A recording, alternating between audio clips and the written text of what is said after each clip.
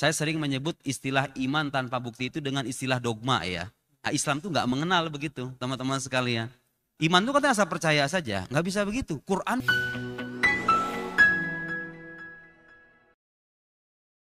Baik, Bismillahirrahmanirrahim. Assalamualaikum warahmatullahi wabarakatuh. Alhamdulillah, wassalatu wassalamu ala rasulillah wa ala alihi wa sahbihi wa mawalah. Alhamdulillahi ala silatihi, thumma salamullahi ma'a salatihi, ala nabiyyin ja'abit tauhidi, wa qad araddinu anit tauhidi. Asyhadu an la ilaha illallah wahdahu la syarikalah, wa asyhadu anna muhammadan abduhu wa rasuluh. Allahumma salli ala sayyidina Muhammad wa ala ali sayyidina Muhammad kama sallaita ala sayyidina Ibrahim wa ala ali sayyidina Ibrahim innaka Hamidum Majid. Rabbi shrah li sadri wa yassir li amri wahlul 'uqdatam min lisani yafqahu qawli.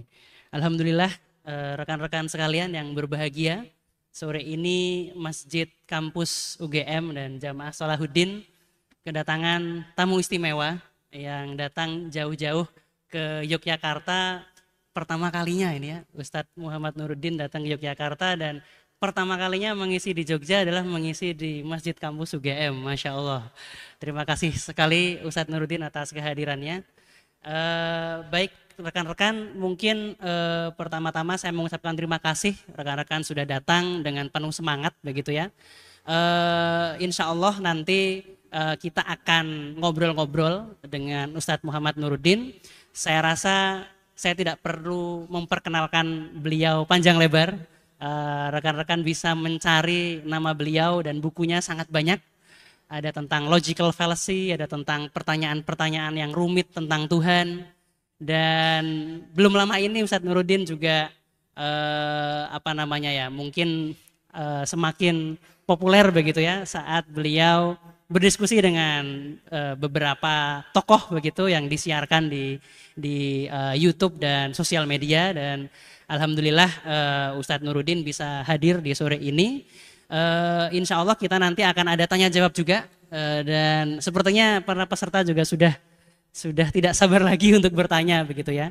Oke, pertama-tama mungkin izinkan saya untuk memberikan sedikit konteks ya. Jadi memang audiens di sini Ustadz rata-rata adalah para mahasiswa dan mahasiswi di Universitas Gadjah Mada. Backgroundnya mungkin sangat beragam, sangat diverse begitu ya. Ada yang dari Saintek, ada yang dari Soshum dan seterusnya. Dan mungkin tidak sedikit begitu ya teman-teman di sini yang punya pertanyaan tentang keimanan, punya pertanyaan tentang ketuhanan, punya pertanyaan tentang gimana sih kita menghubungkan apa yang kita pelajari di siang hari gitu ya di kampus dengan apa yang kita pelajari misalnya di malam hari di pondok, di musola dan seterusnya.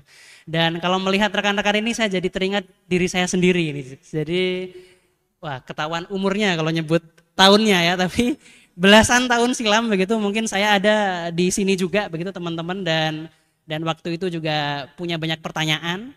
Hanya saja waktu itu sayangnya belum ada buku-buku karya Ustadz Nuruddin nih. Jadi harus mencari-cari jawaban-jawaban itu sendiri. Alhamdulillah sekarang sudah ada buku-buku yang bisa dinikmati oleh rekan-rekan semua. Baik, mungkin tanpa berpanjang lebar, mungkin saya akan langsung membuka dengan pertanyaan Ustadz Nuruddin. Mohon maaf langsung ditodong ini. Baik, mungkin pertanyaan yang banyak mengemuka Ustadz di kalangan rekan-rekan saat ini itu adalah tentang iman itu butuh bukti atau tidak Ustadz. Karena sebagian kan kita diajari bahwa ya iman itu kan percaya ya. Percaya itu kan ya sudah percaya saja gitu ya. Tidak usah dihubung-hubungkan dengan akal, tidak usah dihubung-hubungkan dengan rasional dan seterusnya. Seperti apa Ustadz Nuruddin iman itu yang tepat? Bismillahirrahmanirrahim. Assalamualaikum warahmatullahi wabarakatuh. Alhamdulillah wassalatu wassalam ala rasulillah wa ala alihi wa sahbihi wa man walah wa taba'a hudah wa ba'd. Pertama sebelum saya jawab, saya ucapkan terima kasih terlebih dulu untuk para mahasiswa UGM yang sudah punya inisiatif untuk mengadakan acara ini. Secara khusus juga saya ucapkan terima kasih. Dan sejujurnya saya sangat gembira ketemu sama beliau ini. Jadi saudara yang barangkali sebagian barangkali belum tahu, beliau ini punya buku yang mensyarah Ummul Barahin. Jadi malu nih Ustaz. Saya juga alhamdulillah punya buku yang mensyarah Ummul Barahin. Jadi kita ini sama-sama bermazhab Sanusi ya. Alhamdulillah saya sangat gembira dan terus terang ini pertama kalinya saya ke Jogja seumur hidup. Di selama 30 tahun saya hidup di muka bumi ini pertama kali. Dan yang pertama kali saya jumpai adalah kampus, salah satu kampus terbaik di negeri ini. Jadi terima kasih banyak atas sambutan dan kesempatan yang diberikan. Sebelum saya menjawab pertanyaan tadi Mas, ada satu kisah. Sampean follow IG saya enggak? Nggih, follow Ustaz. Saya belum follow, saya follow dulu ya di hadapan orangnya langsung. Takutnya belum follow. Sampai pada follow IG saya enggak? Saya mau cerita, sebagian ceritanya udah saya share di IG saya. Ya, barangkali kan enggak ya? Tapi nama IG-nya apa Mas? Ahmad Ataka Ustaz. Ataka. Nggih. Ini orang keren ini. Sampai yang jadi mahasiswanya harusnya merasa beruntung. Ahmad Ataka. Berkahnya jadi moderator langsung di follow sama Ustaz Iya, harusnya Nuruddin. gitu. Tadi kalau nomor saya udah minta di belakang. IG-nya belum. Ataka. Oh ini nih. Pakai Tuh. peci Ustaz. Follow. Iya, Dah, siap. resmi ya. Saling follow memfollow. Jadi yang saya kagum dari beliau ini di samping seorang saintis beneran gitu ya. Juga saya baca bukunya, dia punya pemahaman yang sangat baik tentang akidah Islam. Yang sering saya jumpai di medsos itu kalau ada orang terlalu mendalami dunia sains gitu ya, apalagi terpengaruh dengan epistemologi barat, kadang-kadang bicara hal-hal yang kurang ajar terhadap agama. Kalau beliau kebalikannya. Jadi kalau kita nih, kalau saya kan gak ada background sains sama sekali. Kalau bicara sains, orang tuh gak pada percaya. Kalau saintis beneran yang ngomong gitu ya, itu jadi pertimbangan tersendiri gitu ya. Jadi Mas Ataka ini punya keistimewaan itu. Cuman buku beliau itu memang sejak awal kayaknya ditulis untuk para mahasiswa ya. Artinya orang-orang yang sudah paham dengan teori-teori ilmiah, teori-teori sains, teori evolusi, kemudian banyak itu kan uraian-uraian saintifik yang beliau sangat kuasai, kemudian berusaha diharmonisasikan dengan klaim-klaim teologis dalam akidah Islam. Itu diantara kelebihan buku beliau. Kalau saya ini ya nulis buku buat ibu-ibu menyusui yang udah nggak ada waktu buat belajar gitu kan ya. Pekerja-pekerja di luar sana yang kalau misalnya datang ke rumah tuh udah capek kan.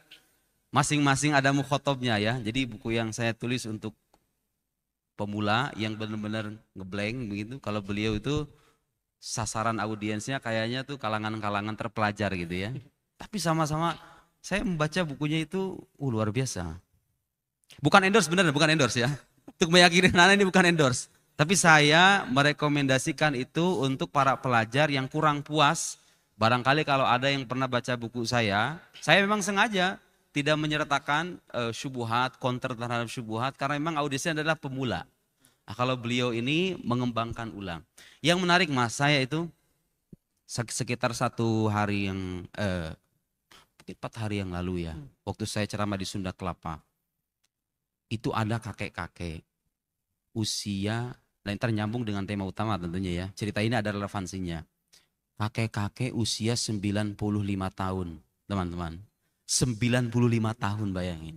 Beliau mengajar dari Tegal ke Jakarta di daerah Pisangan seminggu sekali setiap malam Sabtu.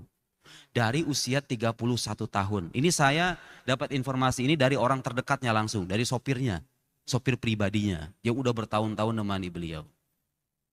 Dari usia 31 tahun sampai 95 tahun. Ngajar dari Tegal ke Jakarta perjalanan 4 jam. Artinya pulang balik 8 jam dong. Subhanallah, seistiqomah itu mengajar. Dan dulu waktu diajar tuh katanya siswanya cuma 5 orang, 6 orang. Tetap didatengin dari Tegal itu. Dan Anda tahu gak istimewanya apa? Sosok Kiai Sepuh, namanya Kiai Asmawi. Gak begitu dikenal, mastur. Ya, sosok yang mastur yang gak begitu dikenal. Beliau itu selama, artinya dari rentang 31 sampai 60, sekurang-kurangnya di Jakarta kan. Ternyata beliau juga ngajar di daerahnya. Ngajar ilmu-ilmu agama juga sebagai kiai.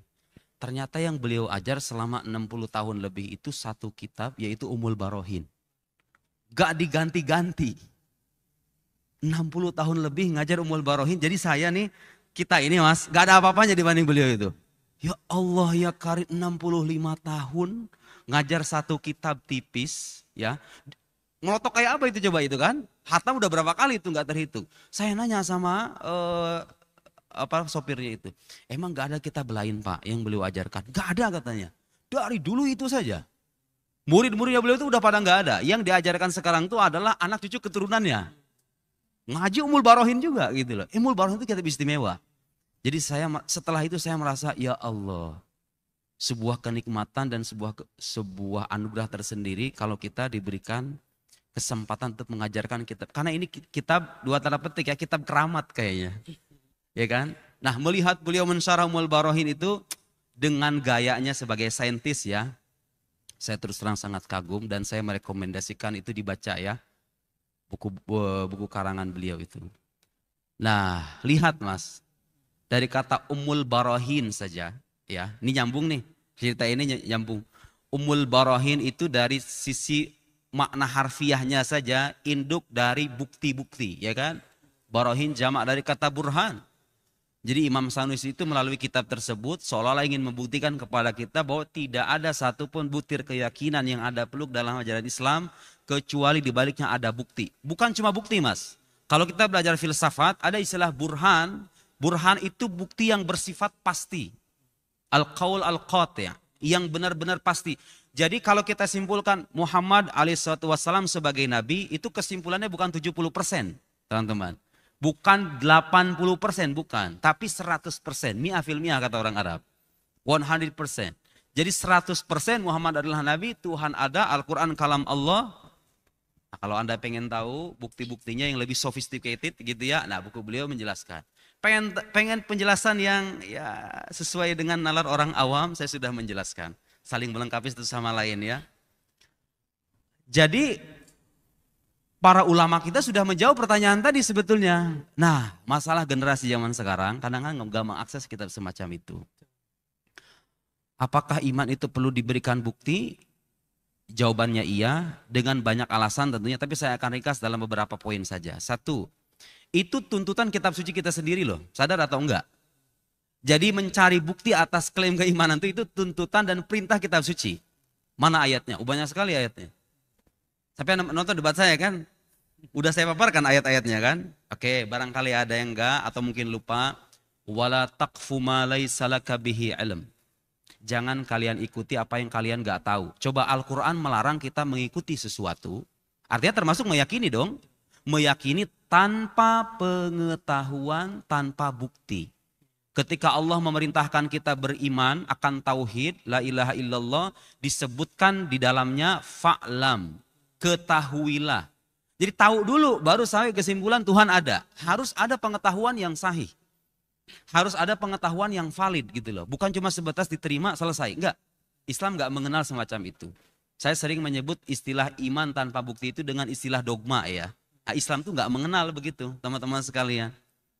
Nah, sebagian orang Mas, termasuk mungkin saya nggak tahu kalau di sini, tapi saya sering sekali menjumpai orang terheran-heran kalau disebut atau kita menyebutkan klaim bahwa iman itu harus berlandaskan pada bukti.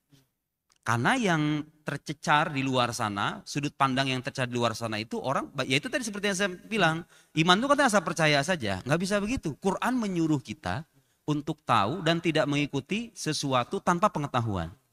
Dan banyak ayat-ayat lain di luar sana. Yang kemudian kaidah yang kedua, kaidah keilmuan.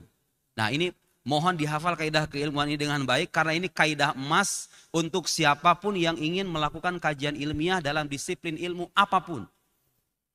Saya sebutkan redaksi dalam bahasa Arab, in kunta naqilan fasihha, pasti sampai pernah dengar ungkapan itu ya. In kunta naqilan fasihha wa in kunta mudda'iyan faddalil. Jika kalian menukil, sekarang kita hidup di tengah keterbukaan informasi nih. Sering sekali orang menukil kan, menurut sumber ini begini. Kalau Anda menukil, penukilan Anda itu harus terbukti sahih. Jangan asal comot aja gitu loh. Anda menisbatkan menisbatkan informasi kepada sumber tertentu. Itu harus terbukti valid. Penisbatan itu harus terbukti benar-benar sahih. Misalnya kita mengatakan Rasulullah Shallallahu Alaihi Wasallam bersabda, benar nggak itu? Nabi bilang begitu. Dan Islam punya alat, punya metode keilmuan untuk memverifikasi itu. Sabda nabinya bisa dicek, firman Tuhannya pun bisa diverifikasi. Nah itu kaidah keilmuan. Kalau menyangkut teks, kalau menyangkut wahyu. Nah ini nyambung nanti dengan pertanyaan, gimana caranya kita menakar kesahihan sebuah agama. Ya dengan kaidah ini. Kalau agama itu menyertakan sebuah teks yang diklaim dari Tuhan, harus bisa dibuktikan itu dari Tuhan beneran. Ya tapi gimana kan Tuhan yang gak kelihatan? Ya emang Tuhan gak kelihatan. Tapi kan rasio kita bisa membuktikan itu gitu loh. Jadi kalau hal-hal yang berkaitan dengan metafisika, teman-teman sekalian, kita bisa melibatkan hukum metafisika juga, hukum logika. Ya, hal-hal yang bersifat indrawi, beliau seorang saintis bergelut dengan dunia sains, pengamatan observasi empiris, gitu kan. Tapi kalau objeknya non empiris, non indrawi, maka kita pun harus menggunakan metode yang non indrawi. Dalam hal ini logika ya. Jadi kalau agama itu menyertakan sebuah teks, maka dia harus dibuktikan kesahihannya, validasinya. Nah, yang kedua bunyinya apa? Wa in kunta mudda'iyan faddalil. Kalau Anda mengklaim apa saja? Dalam agama kita mengklaim Tuhan ada. Muhammad adalah Nabi. Quran ada surga, ada neraka, dan semacamnya. Selama Anda mengklaim, klaim itu harus bisa dibuktikan dengan argumentasi. Dengan dalil. Nah ini kaidah universal sebetulnya. Anda mau belajar apapun, mau itu dalam dunia agama. Kita mendengar ungkapan Muhammad adalah Nabi. Ini ungkapan bisa jadi benar, bisa jadi salah, betul nggak? Untuk mengatakan ini benar, ini salah, dan landasannya bukan keimanan. Tapi argumentasi itu sendiri gitu loh. Dan argumentasi itu harus bersifat universal dalam arti bisa diuji bersama. Nah bagaimana caranya? Ya kita harus merujuk pada fakta-fakta. Merujuk pada fakta-fakta bukan hanya sebatas dogma dan klaim subjektif saja. Jadi nggak cukup iman itu hanya melandaskan pada penerimaan subjektif. Di antara fakta lainnya adalah di samping yang tadi saya sebutkan, tadi saya katakan ada ayat Quran, dan itu perintah Al-Quran. Kalau ada kaidah keilmuan yang tidak kalah penting itu apa? Para ulama itu berselisih mas, sampai pasti tahu kan? Imannya orang bertaklid itu sah atau enggak? Kalau iman itu hanya sebatas percaya aja, ya ngapain diperdebatkan, betul enggak? Ya sudah selesai semuanya sah gitu loh. Imam Sanusi itu termasuk dalam salah satu karangannya mempersoalkan imannya muqallid, imannya orang yang bertaklid itu. Kenapa itu imannya kalau sampean bertaklid, saya mengikuti akidah Nabi Muhammad adalah Nabi karena kata guru saya. Kenapa itu dipersoalkan? Karena iman itu tidak berlandaskan pada pengetahuan. Jadi iman itu harus berlandaskan pada bukti, pengetahuan terhadap bukti. Kan, dan yang tidak kalah penting mas, kalau iman itu tidak berlandaskan pada bukti, pada akhirnya sampean tidak akan pernah bisa mengukur sahih atau tidaknya sebuah agama, benar nggak? Nggak akan punya tolok ukur gitu loh. Ini agama benar, agama salah itu gimana cara mengukurnya? Ya nggak? Nggak ada standarnya. Penyembah berhala, penyembah patung, penyembah sapi, nggak akan bisa. Anda nggak bisa mengatakan dia salah. Atas dasar apa Anda mengatakan kalau misalnya ini penyembah ini salah? Harus ada argumen kan? Ketika Anda mengatakan ini salah, ini benar, harus ada argumen yang tersaji. Jadi dengan fakta-fakta itu, maka kita bisa dengan penuh yakin mengatakan bahwa memang Islam itu tidak mengenal dogma, karena fakta-faktanya, bukti-buktinya sudah banyak dipaparkan oleh para sarjana muslim. Nah tugas kita adalah mempelajari itu. Nah kita ini ya sebagai pelajar muslim ya, saya dengan beliau hanya berusaha untuk memaparkan kepada publik ini loh. Nah, kita sadar betul kan ada kritik. Saya baca bukunya beliau ini menyertakan kemungkinan kritik yang akan muncul, ya enggak? Okay. Semua udah ada jawabannya. Kritik-kritik semua udah jawabannya. Bahasa kasar udah basi gitu loh. Kita tuh udah bosan dengan kritik semacam itu. Ya, beliau sendiri memaparkan pertanyaan-pertanyaan kritis seputar keimanan itu. Di antaranya yang terbaru itu saya dengar orang bilang begini. Oke, iman itu emang ada buktinya. Tapi bukti itu sifatnya bahasa. Jadi gini, itu diimani dulu katanya. Bukti itu nyusul belakangan. Kayak diakal-akalin aja gitu loh. Sampean kan percaya Tuhan ada, percaya Muhammad Nabi itu setelah Anda beriman dulu. Bukti itu menyusul belakangan gitu loh. Kayak dicari-cari justifikasi, diakal-akalin. Jadi dia pengen bilang bahwa bukti-bukti yang tersaji itu hanya produk akal-akalan kaum muslim aja. untuk mencari-cari pembenaran atas klaim keimanan yang sudah diamini terlebih dulu gitu kan. Ada bisa jawab nggak? Ada bisa jawab, saya kasih buku beneran. Monggo silahkan. Biar kita ada interaksi, biar hidup seru. gitu ya, biar ada diskusi. Kan mahasiswa kan, saya tidak sedang berceramah di hadapan jemaah usia lansia ya. Ini anak-anak muda semuanya. Biasanya mahasiswa UGM itu agak malu-malu Ustaz. Nggak bisa begitu. Harus dong. saya panggil di daftar absensi ini biasanya. Nah. Oh itu ada yang mau jawab. Ada ya? Silahkan. Silahkan bisa Boleh, maju boleh. Mas. Oke. Boleh. Ada buku saya itu orang penerbit datang nanti yang mau buku bisa langsung ke depan. Ada panitianya nggak? Santai saya hadiahin beliau buku. Nggak ada ya panitianya ya? Di sini Boleh di depan. Gimana tuh Mas untuk menjawab keraguan sebagian orang kayak begitu? Untuk orang seperti itu ya, kalau untuk saya pribadi, saya itu sempat berpikir sendiri gitu kan, bagaimana cara meyakinkan orang terhadap mungkin metode-metode atau mungkin logika-logika yang ada yang dalam Islam. Nah, yang saya pikirkan itu adalah berbicara dengan mereka pada awalnya tanpa menggunakan unsur agama, karena umumnya orang kalau udah dipaparkan yang namanya agama duluan, mereka mungkin sudah tutup hati, mungkin nggak mau dengerin karena oh ini agama, ini pasti dari keyakinannya dia nih, mungkin udah tutup telinga di situ ya. Nah, yang saya pikirkan di sini adalah dengan menjabarkan menggunakan bahasa logika, karena mau nggak mau kan logika itu adalah bahasa yang universal yang Bagus. orang itu pasti terima gitu ya. Bagus. Ada aktual, faktual dan kritis gitu. Jadi orang udah terima-terima aja. Mungkin kita berikan sebuah metode atau sesuatu yang sudah terbukti secara logika, yang mungkin juga sudah ada di dalam Islam, ada di Al-Quran, ada hadisnya. Dan ketika seseorang sudah menerima itu, oh iya masuk akal, benar. Nah setelah itu kemudian mungkin orang itu pada akhirnya akan menyadari atau mungkin kita kasih tahu ini tuh sebenarnya sudah ada di Islam. Jadi kita kasih tahu tentang agamanya itu belakangan. Iya. Jadi orang kayak oh ternyata di Islam sudah ada. Betul. Dengan begitu mereka akan meyakini gitu loh. Betul. Oh Islamnya benar dong. Betul. Boleh kasih tepuk tangan buat beliau? Subhanallah. Nanti temui saya habis acara, saya kasih buku ya. Buku apa yang belum punya? Udah punya buku saya belum? Belum sama sekali. Saya kasih buku nanti. Oke. Jadi begini, boleh saya jawab ya. Karena ini cukup sering saya jumpai. Jadi mereka menganggap bahwa oke, kita terima memang ada punya bukti.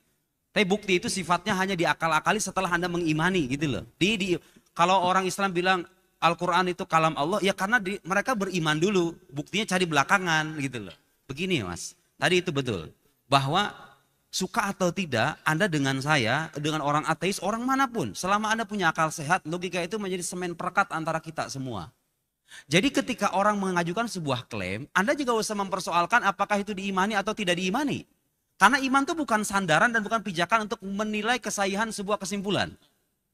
Yang dilihat adalah argumentasinya gitu loh. Ini argumentasi ini kira-kira sahih atau enggak secara logis. Kalau kita bicara klaim-klaim metafisik. Jadi ketika orang mempersoalkan, menyalahkan argumen karena ini diimani dulu, dia nggak paham tuh metode keilmuan, ya kan? Karena ketika Anda menolak sebuah kesimpulan, sandaran itu bukan apakah itu diimani dulu atau tidak. Yang Anda jadikan sandaran itu adalah ini argumentasinya sahih atau enggak gitu loh. Itu satu. Yang kedua, banyak fakta menunjukkan bahwa orang sampai pada kesimpulan Tuhan ada, Nabi Muhammad Nabi, sebelum mereka beriman, betul nggak? Banyak fakta sejarah. Ayo kita kalau buka sejarah, di barat itu saya masih ingat tokoh ateis militan Anthony Flew. Yang dia punya buku tuh di kemudian hari, There is no God, no-nya itu di ini. Dia nemu Tuhannya di usia mungkin 80 tahun ya. Di usia dulunya nyari Tuhan gak ketemu Tuhan. Dia gak beriman dulu. Kesimpulan Tuhan ada itu diperoleh oleh banyak orang setelah mereka mencari bukti-bukti. Melalui pengamatan rasional gitu ya. Tentunya kalau kita bicara Tuhan gak bisa hanya menggunakan observasi indrawi. Harus menggunakan logika karena Tuhan bukan entitas material, bukan entitas entitas fisik. Karena dia bukan entitas fisik, maka sebetulnya saya sepakat dengan beliau yang mengatakan bahwa sains itu gak bisa membuktikan keberadaan Tuhan sekaligus gak bisa meniadakan Tuhan. Ya karena bukan objek sains gitu loh. Jadi kalau Anda melihat orang sains tidak membuktikan keberadaan Tuhan, itu dia ngaco itu, nggak paham. Sains itu sejak awal objeknya bukan sesuatu yang bersifat metafisik. Nah, terus Bagaimana Anda kalau begitu bisa sampai kesimpulan bahwa Tuhan itu ada? Saya pernah bilang bahwa kesimpulan saintifik itu sampai batas tertentu bisa dijadikan premis untuk sampai pada kesimpulan Tuhan ada. Tapi dia nggak bisa berjalan sendiri. Harus menggunakan logika, menggunakan hukum metafisika. Dalam hal ini hukum kausalitas, hukum sebab akibat. Dan itu fitrah ya, kita percaya pada sebab akibat itu fitrah. Gak bisa orang nanya bukti. Apa buktinya kalau setiap akibat butuh kepada sebab? Orang gak perlu bukti itu. Al-ba'ratu tadulu alal ba'ir wal athar yadulu ala al-masir, ya kan?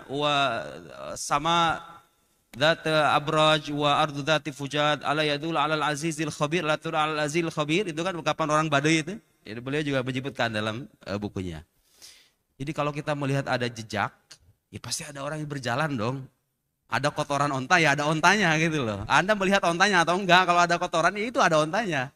Tanpa Anda melihat gitu. Itu contoh-contoh pembuktian yang sifatnya universal. Karena kausalitas itu, saudara-saudara sekalian, mengikat kita semua.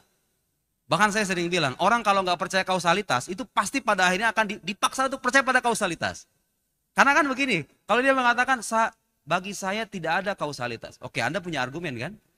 Dan ketika Anda menyusun argumen sampai pada kesimpulan kausalitas tidak ilmiah misalnya. Berarti Anda sadar betul bahwa argumen Anda menjadi penyebab bagi lahirnya kesimpulan. Bukankah itu kausalitas juga pada akhirnya?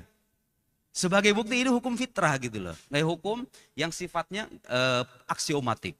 Yang nggak bisa kita ingkari. Nah kita sampai pada kesimpulan Tuhan ada itu dengan penalaran semacam itu.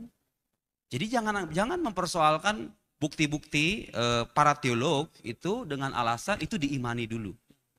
Karena faktanya banyak orang-orang, para sahabat apalagi. Ada Salman Al-Farisi yang mencari bukti kenabian itu dengan pencarian, Anda baca sejarahnya Salman Al-Farisi. Ada Umar ibn Khattab. Ada Khalid ibn Walid, ada Amr bin As. Mereka itu sampai pada kesimpulan Muhammad Nabi setelah mereka melihat bukti gitu loh. Jadi itu yang perlu kita catat. Kemudian yang tidak kalah penting yang saya tekankan apa? Sebetulnya saudara-saudara, gak jadi masalah Anda mengimani sesuatu sebelum Anda membuktikan itu. Selama buktinya sahih secara keilmuan. Iya dong. Sekarang saya sebagai muslim mas, sampean juga mungkin. Waktu kecil kita diajarkan memang. Jadi sebelum saya ngarang buku Ummul Barohin, sebelum sampai ngarang Ummul Barohin, pastinya sampai diajarkan sama orang tua dulu kan. Allah itu ada, Muhammad itu Nabi. Tapi ingat bahwa iman ini pada akhirnya ketika ingin diuji secara keilmuan, gak bisa Anda jadikan sandaran. Dan gak jadi masalah Anda beriman dulu juga. Yang penting ketika Anda menyajikan argumen, jangan sifatnya itu mengakal-ngakali kemudian menutupi fakta yang bisa meruntuhkan argumen Anda. Anda harus fair. Bersikap adil, bersikap objektif. Membuka kemungkinan salah benar, ayo kita uji bersama-sama. Jadi walhasil iman yang tertanam sebelum Anda membuktikan itu bukan persoalan serius selama bukti yang Anda paparkan itu bisa dipertanggungjawabkan kesahihannya secara ilmiah. Gitu ya. Walhasil iman tanpa bukti itu gak dikenal dalam agama kita, mungkin dikenal dalam agama lain. Dan memang yang saya tahu begitu. Nah masalahnya orang sekarang membaca agama dengan perspektif agama-agama itu. Karena memang dalam agama lain, coba boleh Anda cek ya. Ya Anda mungkin yang belajar, mungkin ada ini mahasiswa UIN, belajar studi agama, boleh dicek ada nggak konsep keimanan dalam agama lain yang bunyinya itu seperti ini. Karena kalau kita tanya apa itu iman, dalam penjelasan para sarjana muslim, jawaban mereka itu apa? Al-iman atau aqidah, i'tiqad jazim, mutabiq lil waqi' nasyi'an dalil. Keyakinan yang bersifat pasti. Iman tuh nggak boleh hanya 80, 89, harus 100, harus pasti. Jadi kalau Anda mengatakan Muhammad Nabi, berapa persen? 76%. Anda belum bisa disebut sebagai mukmin. Ini bukan saya yang bilang, para ulama mengatakan begitu, masuk Imam Sanusi. Harus bersifat pasti. Mutabiq lil waqi', sesuai dengan fakta. Lihat, iman itu harus sesuai dengan fakta. Cuman masalahnya sekarang di tengah hegemoni ya epistemologi kaum sekuler gitu ya. Kadang-kadang kita punya pemahaman yang reduktif terhadap fakta itu sendiri. Disangkanya kalau misalnya kita mengatakan Tuhan ada, faktanya mana gitu. Ya karena fakta versi dia itu fakta sesuatu yang bersifat indrawi gitu loh. Iya kan? Dia lupa bahwa sesuatu yang bersifat indrawi itu kita akui kebenarannya. Tapi dia bukan satu-satunya kebenaran. Itu yang perlu dicatat ya. Jadi orang beragama yang terdidik tidak akan pernah mengingkari temuan saintifik. Selama itu terbukti sahih. Betul nggak? Saya Mas percaya COVID itu dulu itu bukan konspirasi, itu beneran fakta, real. Saya nih orang beragama nih. Ya bahwa ada orang beragama yang percaya itu konspirasi, ya itu mereka. Kita kan paham gitu ya. Kita percaya karena itu temuan para saintis. Jadi kita nggak mengingkari pengetahuan saintifik sebagai pengetahuan ilmiah, tapi di saat yang sama kita menegaskan itu bukan satu-satunya jalan atau bukan satu-satunya pengetahuan yang valid. Beliau sudah menjelaskan juga tuh di bukunya. Artinya beliau ini paham hazanah keislaman, paham dunia sains. Begitu loh, orang kalau paham agama dengan baik, belajar agama di jalur yang tepat, belajar sains di jalur yang tepat. Kalau pengen tahu sains dengan agama bertentangan atau enggak, lihat orang ini. Boleh kasih tepuk tangan?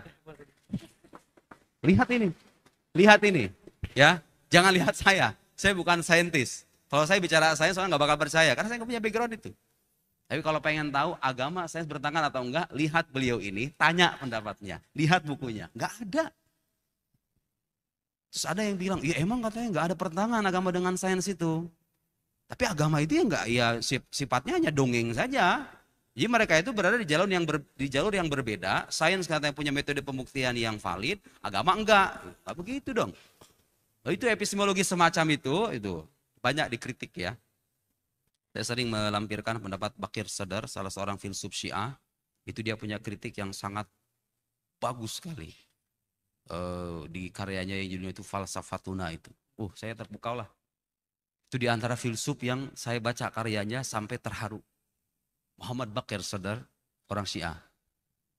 Ada Mas buku beliau itu yang terkenal itu yang tentang induksi itu. Yang Al-Usus Al-Mantiqiyah lil Istiqra.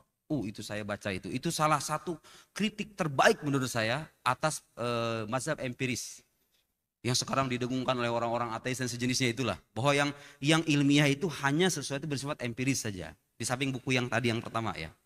Itu saya pernah baca buku itu di Kairo waktu saya jadi mahasiswa. Itu saya hampir meneteskan air mata.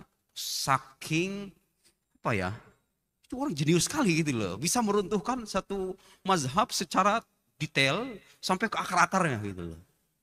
Sampai kalau ada orang yang ya kayak kira David Hume kalau dibangkitkan lagi itu, debat sama dia udah pasti kalah itu. Kita nggak kekurangan hazanah, saudara-saudara sekalian. Masalah kita sekarang kurang mengakses saja. Gitu ya. Itu saya kira jawaban pertama. Jadi panjang lebar tapi nggak apa-apa lah ya. Kayak kita ngobrol ya, biar lebih santai. Masya Allah, luar biasa. Ini list pertanyaannya langsung kejawab semua nih Ustaz. Kan nyambung-nyambung. Nyambung-nyambung. Ya, kritikan mereka kan gitu-gitu aja sebetulnya. Ada yang terbaru Mas, nah ini menarik. Katanya apa? Saya tuh pernah memberikan permisalan. Kalau logika yang mengatakan Tuhan ada itu lebih masuk akal ketimbang logika yang mengatakan alam itu ada dengan dirinya sendiri. Saya kasih contoh permisalan kayak pulpen gitu loh. Mana sih yang lebih logik, pulpen yang mengatakan pulpen ada yang buat atau nggak ada yang buat? Kan lebih logik pulpen ada yang buat kan. Terus dia bilang katanya, tapi alam semesta itu nggak seperti pulpen. Ya saya juga tahu. Katanya alam semesta itu berproses. Alam semesta, dia seolah-olah ingin menafikan Tuhan, kemudian mengkritik argumen semacam itu. Saya kan hanya memberikan permisalan sederhana aja.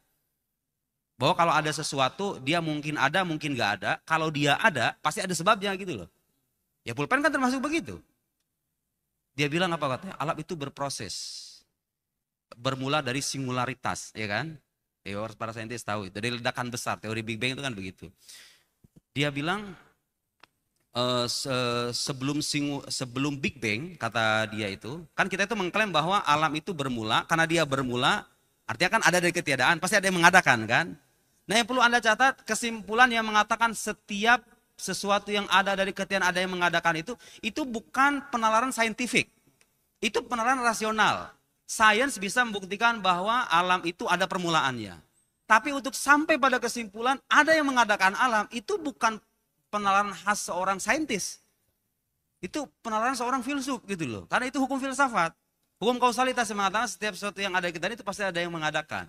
Nah dia bilang katanya, sebelum Big Bang itu hanya ada singularitas. Jadi alam itu berproses dari sebuah titik yang sangat panas, kemudian terjadi ledakan besar, ya begitu. Seperti halnya proses alamiah yang sering kita jumpai, seperti turunnya hujan dan lain-lain. Nah dia lupa dengan satu pertanyaan, yang gak akan bisa dia jawab dengan sains. Oke, singularitas itu apa sebab dibaliknya? Kita sah bertanya begitu kan? Karena singularitas itu kan sesuatu yang kalau dalam bahasa teolog yang mungkin, yang yastawi wujuduhu wa adamuhu. Mastawa tarafa wujudan wa adaman. Yaqbalul adam wa yaqbalul wujud. Dia bisa jadi ada, bisa jadi nggak ada kan? Singularitas itu. Nah, pertanyaan kita sekarang, itu pertanyaan sah secara logis. Secara logis bukan secara saintifis ya. Bukan secara saintifik. Secara logis Anda sah mengatakan apa di balik itu? Apa sebab di balik itu? Saya nggak mengatakan apa sebelum singularitas. Karena sebelum itu kategori waktu kan? Kan nggak ada waktu sebelum singularitas. Tapi yang ingin saya tanyakan adalah apa sebab di balik keberadaan itu? Nah, itu sah secara logis. Dia gak akan bisa menjawab, karena sains gak akan bisa menjawab itu. Yang punya otoritas menjawab itu adalah filsafat, hukum metafisika, ya, kausalitas dalam hal ini. Karena bagaimanapun ketika kita mengatakan singularitas itu mengada, dia eksis, kemudian keberadaannya bukan karena dirinya sendiri, maka kita berhak untuk menanyakan sebab di balik itu. Itu yang kita sebut sebagai Tuhan gitu loh. Kalau Anda nggak menafikan keberadaan sebab itu, apa? Tawaran solusinya apa gitu loh? Materi. Ya sekarang kita timbang aja logikanya, mungkin nggak materi yang bisu, tuli, tidak bisa membaca, tidak punya kuasa itu menjadi sebab utama di balik keteraturan alam semesta itu. Hampir semua argumen yang saya jumpai di kalangan para teolog itu sebetulnya kalau kita mau sederhanakan sangat sederhana. Ya itu tadi, al-ba'ratu tadulu 'alal ba'ir wal athar yadulu 'alal masir. Hanya saja mereka merasa perlu untuk mencampurnya dengan analisis filsafat karena mukhotob atau audiens yang dihadapi mereka itu kan beda-beda ya. Nah saya kira kehadiran orang beliau itu sangat dipentingkan untuk menjawab secara otoritatif ya. Bahwa sains itu sama sekali tidak bisa dijadikan pijakan untuk menafikan keberadaan Tuhan. Justru sains itu, kesimpulan saintifik itu bisa dijadikan premis untuk sampai, lihat, saya nggak mengatakan sains bisa jadikan alat untuk membuktikan keberadaan Tuhan, tapi sains itu bisa dijadikan premis. Nah dalam penarikan kesimpulannya, dia nggak bisa berjalan sendiri, harus ada analisis rasional, menggunakan hukum yang sifatnya universal, diantaranya hukum kausalitas, dan itu banyak digunakan dalam argumen para teolog. Untuk sampai pada kesimpulan Tuhan ada, dan kalau Tuhan terbukti ada, maka bukan hal yang sulit bagi kita untuk mengatakan Muhammad adalah Nabi dan para Rasul itu adalah utusannya. Al-Quran adalah kitab suci, dengan demikian terbuktilah semuanya bahwa apa yang kita imani itu berdasarkan pada bukti-bukti yang valid, yang bisa bertanggung jawabkan kesahihannya secara terbuka. Sekian, terima kasih banyak. Terima kasih Ustaz Nuruddin, luar biasa sekali teman-teman. List pertanyaannya langsung dibabat habis, jadi kita langsung buka sesi tanya jawab saja ya, biar seru dialognya begitu ya. Silakan, mungkin saya buka untuk 2 penanya dulu, satu di yang putra, satu di yang putri. Monggo, sepertinya banyak, silakan panitia yang menentukan. Satu-satu boleh, satu-satu. Baik. Oke, panitia sudah bergerak dengan cepat ya, alhamdulillah. Ya, silakan. Baik, bismillahirrahmanirrahim. Mohon izin bertanya Ustadz. Mungkin ini pertanyaan agak ringan. Jadi saya juga membaca Ummul Barohin, alhamdulillah. Di sana ada penjelasan tentang hukum akal yang 3, wajibul akli, jaizul akli, dan mustahil akli. Kemudian pertanyaannya, apakah kaidah-kaidah matematika itu termasuk yang wajibul akli? Kaidah apa? Matematika. Oh. Matematika. Seperti 1 tambah 1 sama dengan 2, atau 2 tambah 2 sama dengan 4. Yang kemudian setelah saya berpikir, pertanyaan ini akan menimbulkan pertanyaan yang kemudian, yaitu yang ingin saya tanyakan, apakah jika Tuhan Maha Kuasa bisa mengubah 1 ditambah 1 menjadi 4, tidak menjadi 2 lagi, dengan kekuasaan Tuhan. Kalau memang matematika itu adalah wajibul akli. Itu yang pertama. Pertanyaan yang kedua, beberapa tahun yang lalu, atau mungkin belasan tahun yang lalu juga, di Jogja ini, di kampus besar, ada sebuah spanduk yang tertulis, Tuhan telah membusuk. Mungkin jenengan mungkin tahu. Ya, itu sudah agak lama. Tapi kemudian pertanyaan saya, apakah ini termasuk kalimatul kufri, yang mana pembuat spanduknya ataupun orang yang mengucapkannya akan menjadi kufur atau murtad? Baik, mungkin itu saja 2 pertanyaan dari saya. Sebelumnya terima kasih. Wassalamualaikum warahmatullahi wabarakatuh. Mau sampean atau saya yang jawab? Jenengan. Ahli matematika. Percuma omongan saya, gak bakal dipercaya. Kalau bicara masalah saintifik, beliau yang lebih otoritatif untuk bicara. Jadi begini, saya nggak mendalami matematika, tapi ada proposisi-proposisi dalam matematika yang sifatnya itu aksiomatik, nggak bisa diingkari gitu loh. Ya 2 tambah 2 sama dengan 4, siapa yang bisa mengingkari itu? Kalau dalam logika itu misalnya al-kul akbar minal juz'. Keseluruhan lebih besar dari sebagian. Ada nggak sampai yang bisa mengingkari bahwa keseluruhan itu lebih besar dari sebagian? Itu aksioma apa bukan? Udah jelas itu. Orang nggak perlu apa bukti ilmiah bahwa keseluruhan lebih besar dari sebagian, nggak perlu. Saya pernah suka nanya sama santri itu, kamu pernah nggak lihat ada ekor kucing lebih besar dari kucing? Ada Ustaz katanya, kan bisa aja kita ngebayangin ekor kucing yang panjang, kucingnya segede gini doang. Ya ekor kucing sepanjang apapun dia bagian dari kucing gitu loh. Gak mungkin dikatakan lebih besar dari kucing, kan kucing keseluruhannya. Masa kamu bilang ekor kucing lebih besar dari kucing? Kan gak logik itu. Itu contoh aksioma-aksioma yang kita jumpai ya. Dalam matematika juga ada gitu. Tapi apakah rincian semua penelitian matematis itu berupa aksioma? Saya kira enggak ya. Saya kira enggak. Ada yang sifatnya dhoni gitu lah, ya enggak? Rumus-rumus matematika kan juga semuanya bersifat aksiomatik. Nah itu satu. Kemudian, nah ini penting nih pertanyaan kayak begini. Karena kan suka ada pertanyaan-pertanyaan yang mengandaikan Tuhan itu misalnya kalau di antara pertanyaan abad pertengahan itu kan bisa nggak Tuhan tuh mengangkat batu yang sedemikian besar, saking besarnya dia nggak bisa ngangkat lagi gitu kan gitu. Ada pertanyaan-pertanyaan kayak gitu kan. Nah saya dulu pernah ngumpulin tuh pertanyaan-pertanyaan begitu. Saya aktif di medsos, saya kumpulin pertanyaan-pertanyaan gitu, saya jawab dengan menggunakan analisis kitab kuning. Khas para ulama itu dengan kemasan yang lebih kekinian gitu ya. Jadi buku 400 halaman. Judulnya seputar ketuhanan. Anda bisa baca di sana. Hampir sebagian besar pertanyaan-pertanyaan kayak gitu udah terjawab. Jadi jangan khawatir, kita punya jawabannya. Di antara jawabannya Mas, dengan pertanyaan tadi itu pertanyaan sejak awal sudah salah. Menanyakan apakah Tuhan bisa misalnya mengadakan angka 4 yang lebih besar dari 8 misalnya. Itu pertanyaan sudah keliru sejak awal. Kenapa? Karena dia mengaitkan kuasa Tuhan dengan sesuatu yang tidak mungkin ada. Sementara kuasa Tuhan itu kan fungsinya mengadakan dan meniadakan. Coba Anda lihat analisis semacam ini. Kalau kita bicara Tuhan berkuasa, kuasa Tuhan itu hanya, dan kuasa itu artinya kan sesuatu atau sifat yang Tuhan miliki, yang dengannya Tuhan itu mengadakan dan meniadakan. Ini kita ini sekarang bisa ada, acara ini bisa ada karena kuasa Tuhan. Karena tadinya nggak ada kemudian diadakan, termasuk diri kita. Jadi kalau dikatakan Tuhan berkuasa atau Tuhan punya sifat kuasa, artinya Tuhan itu punya kemampuan untuk mengadakan dan meniadakan.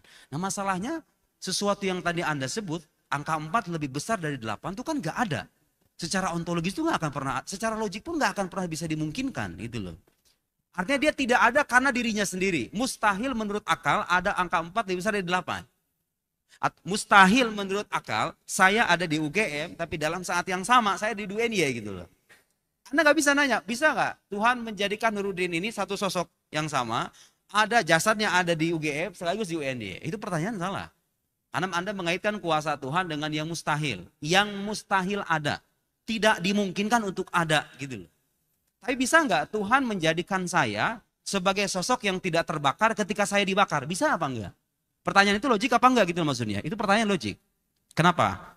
Karena ketika ada satu benda atau satu makhluk didekatkan dengan api tidak terbakar, itu sesuatu yang bukan mustahil menurut akal, tapi mustahil menurut kebiasaan. Ingat ya, mukjizat para nabi itu, atau katakanlah karomah Ashabul Kahfi misalnya. Jadi kisahkan tidur sama ratusan tahun. Itu mustahil menurut akal atau mustahil menurut kebiasaan? Kebiasaan, kita nggak biasa menyaksikan fenomena semacam itu. Tapi yang perlu dicatat, sesuatu yang mustahil menurut kebiasaan itu mungkin secara akal. Iya kan? Gak ada hukum logika yang dilanggar kalau saya percaya Ibrahim alaihissalam itu tidak terbakar. Gak ada sama sekali.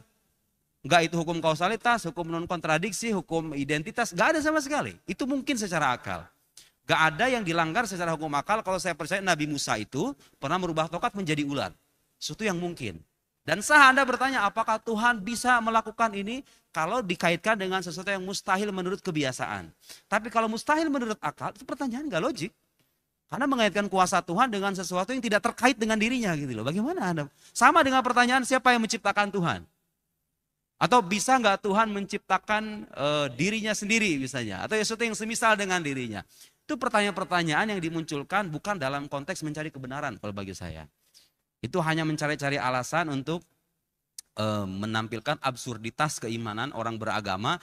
Pada akhirnya itu gagal, bahkan sebaliknya menunjukkan absurditas cara berpikir mereka sendiri gitu loh. Mereka nggak paham. Itulah gunanya belajar akidah. Ya, itu munculnya pertanyaan semacam ini, kalau bagi saya ya, itu semakin menguatkan keyakinan bahwa kita itu sangat membutuhkan ilmu semacam ini. Dengan pengemasan yang relevan untuk orang-orang di masa kini ya. Saya kira itu.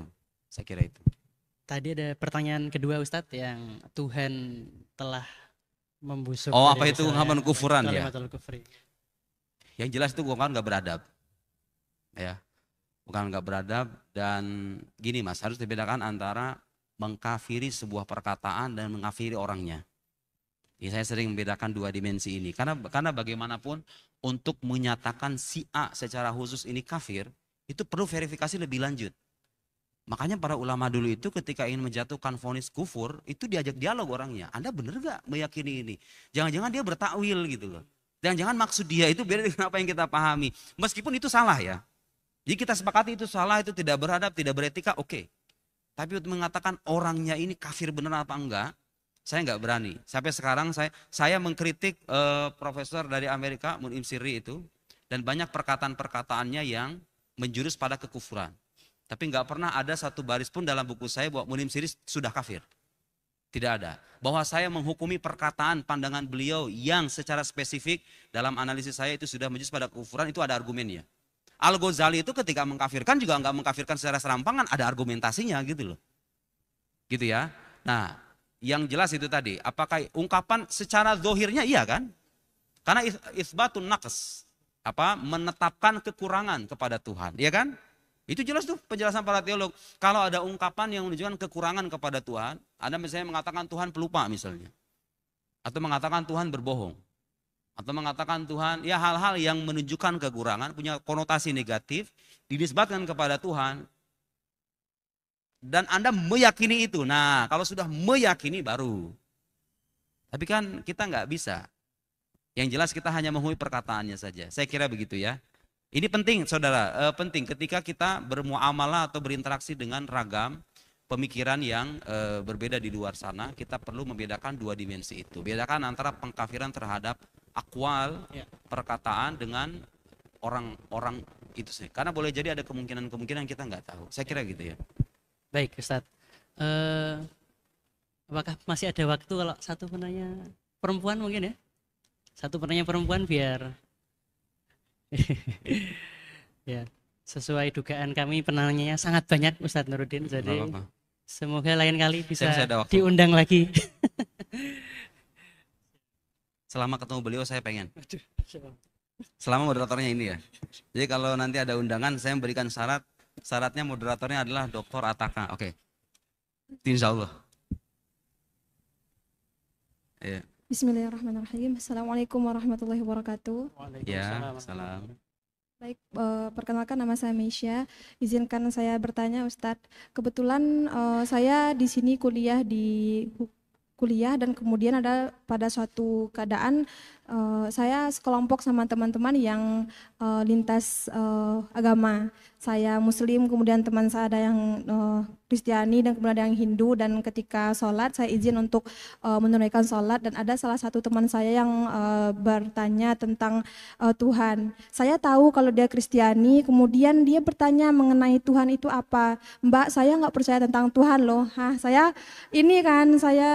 terperangah untuk beberapa saat. Saya bingung untuk menjelaskan bagaimana konteks ketuhanan kepada teman saya ini yang non-Islam gitu loh Ustadz. Jadi mau saya jawab apa, saya bingung karena yang sepemahaman saya mengerti misalnya Allah itu dalam konteks keislaman gitu, dan rasanya tidak mungkin untuk saya jabarkan dengan pembahasan keislaman sementara keyakinan kita berbeda gitu, dan dia menunjukkan ketertarikannya terhadap apa yang saya yakini, dan dia pingin belajar lebih lanjut mengenai apa yang ibadah apa yang saya lakukan, apa segala macam gitu. Dan ini dari sini saya bertanya bagaimana cara kita menjelaskan esensi ketuhanan kepada teman-teman kita yang mungkin bertanya mengenai ini dan konteks kita dalam keyakinan yang berbeda gitu Ustaz.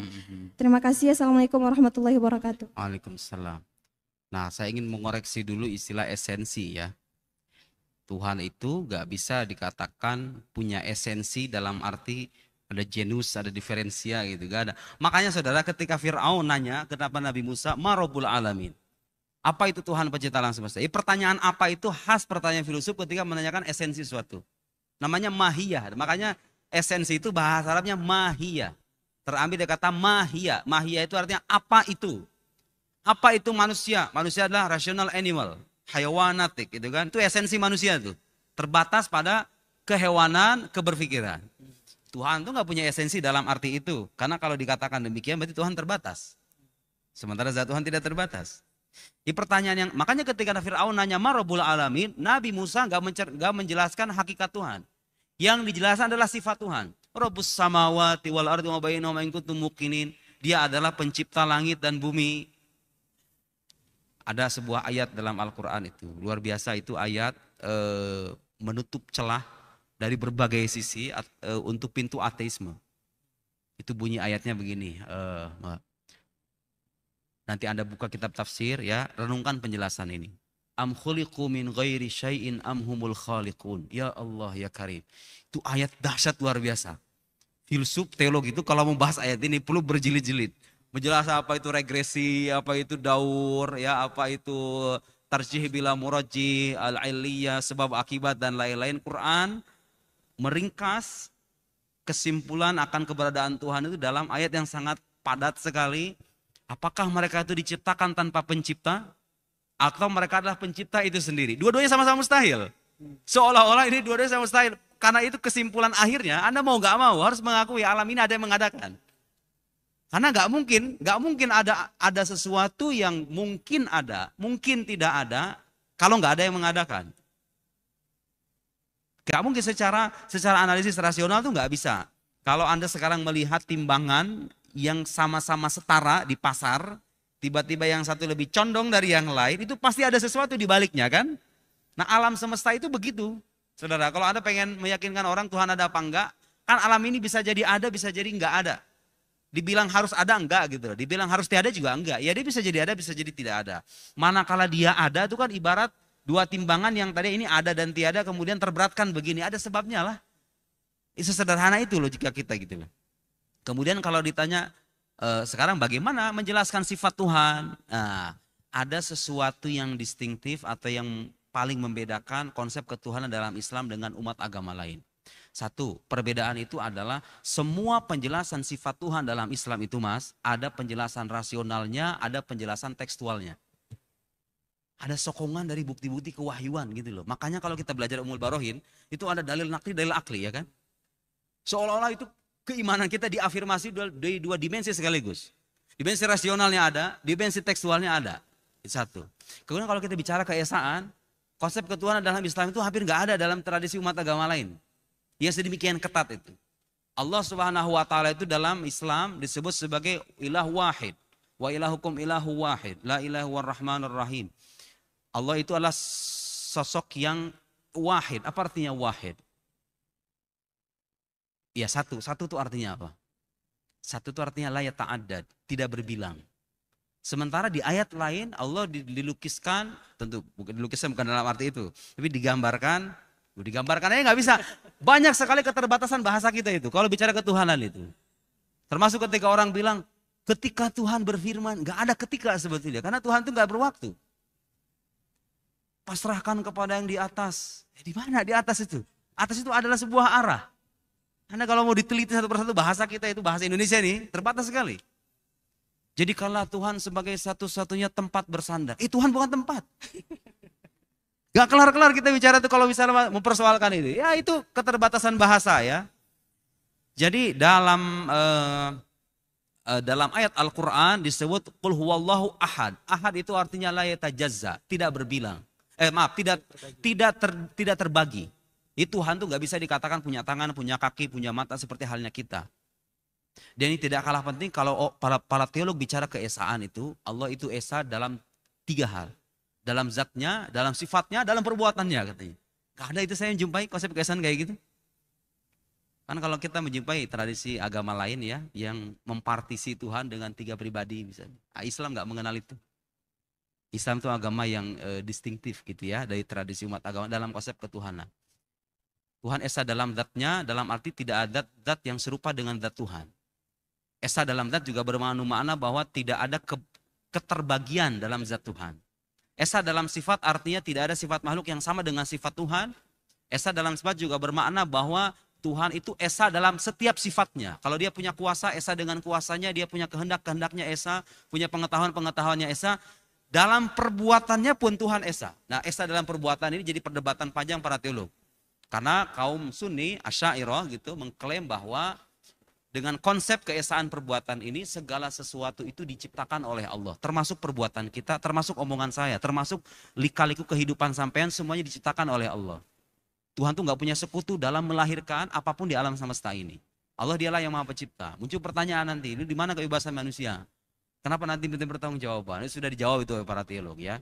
Tapi yang kalau boleh saya ringkas, meskipun kita meyakini Tuhan menciptakan perbuatan kita, entah itu perbuatan baik ataupun buruk, pada akhirnya keterlahiran perbuatan itu melibatkan peranan kehendak manusia. Anda bisa milih loh. Ketika Anda berbuat maksiat, Anda sekarang pergi ke kafe misalnya. Anda chattingan dengan pacar Anda. Anda bisa meninggalkan itu kan sebetulnya. Gak ada yang maksa gitu loh dari langit untuk melakukan ini, gak ada. Makanya Anda diminta pertanggungjawaban. Kalau Anda berada dalam posisi terpaksa, kehendak Anda hilang, Anda gak akan diminta pertanggungjawaban. Itu adilnya Allah. Makanya Ammar bin Yasir ketika disiksa keluarganya, kemudian diancam untuk mencaci Nabi Muhammad, sementara beliau hatinya tidak rela. Itu sampai-sampai turun ayat Al-Qur'an kan? Mengkafara billahi ba'da imanihi illa man ukriha wa qalbuhu mutmainnun bil iman. Kecuali orang yang dipaksa itu dikecualikan. Ammar bin Yasir kan gak dihukumi kafir dengan apa yang terlahirkan dari lisannya karena hatinya masih beriman. Nah, itu juga jadi pelajaran penting bagi kita. Bahwa kalau ada perkataan yang menjurus pada kekufuran, jangan buru-buru mengkafirkan orangnya. Jadi gitu Mbak, kalau pengen tahu lebih detailnya, baca aja Ummul Barohin, udah selesai dah. Iya kan? Baca Ummul Barohin itu, mau boleh. Kalau yang pengen yang argumen yang canggih, bahasa-bahasa ilmiah, buku beliau. Kalau yang pengen sederhana-sederhana, ya bisa ya. Siap, matur nuwun Ya. Ustaz. Jazakallahu khair. Baik, sepertinya banyak yang ingin bertanya, tetapi karena keterbatasan waktu, sebentar lagi waktu maghrib sudah tiba. Terpaksa kita akhiri di sini. Semoga ini juga menjadi penanda begitu ya bagi Ustadz Nuruddin, bahwa kehadiran panjenengan juga sangat dinanti-nantikan Ustadz oleh mahasiswa-mahasiswa kita. Dan semoga lain kali ada kesempatan ya dari rekan-rekan Masjid Kampus maupun Jamaah Salahuddin untuk kembali mengadakan sesi yang lebih panjang lah ya, seharian penuh kalau perlu ya. Asalkan moderatornya ini ya. Asalkan moderatornya ini. Jangan yang lain. Baik, terima kasih rekan-rekan sekalian. Mungkin sebagai penutup saya ingin memberikan kesimpulan. Jadi tadi Ustadz Nurdin sudah menjelaskan bahwa keimanan itu adalah sesuatu yang berdasarkan bukti, bukan taklid ya, bukan kepercayaan saja. Sehingga ayo kita semua begitu ya, ayo kita pelajari karya-karya para ulama, karya-karya para sarjana muslim, sehingga kita bisa mencapai derajat yakin dan kita bisa mengimani itu dengan level keyakinan 100% ya, level keyakinan tertinggi. Sebelum ditutup ada informasi juga, nanti insya Allah akan ada stand buku-bukunya Ustadz Nuruddin, dan spesial di sebelah sana ya. Ya, dan spesial buat rekan-rekan di sini ada diskon khusus ya. Diskonnya nanti bisa ditanyakan, tetapi insya Allah harganya lebih murah daripada beli di toko online ya Ustadz ya. Masya Allah. Baik, mungkin itu yang bisa saya sampaikan. Jika ada kekurangan dalam penyampaian, saya mohon maaf. Jika ada yang tidak pantas, saya mohon maaf, mohon dimaafkan. Wallahul muwaffiq ila aqwamit thoriq. Assalamualaikum warahmatullahi wabarakatuh. Waalaikumsalam warahmatullahi wabarakatuh.